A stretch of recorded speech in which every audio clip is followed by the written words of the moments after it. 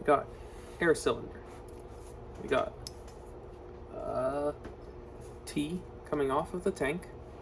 One side goes to the MJV03, and then to the pushy outy bit of the air cylinder, and then the other end, coming straight from the tank, goes to the return side of the air cylinder.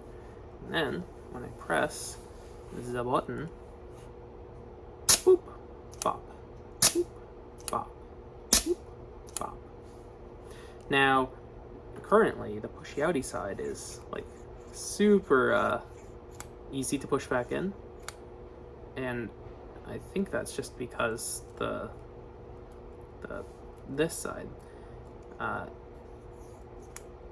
it's something to do with the direction that's connected to tank flow directly versus connected to the switch, I think.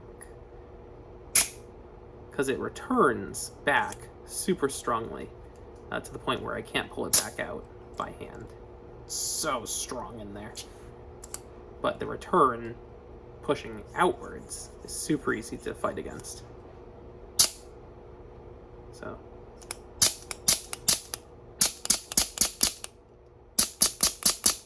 super fun, yeah.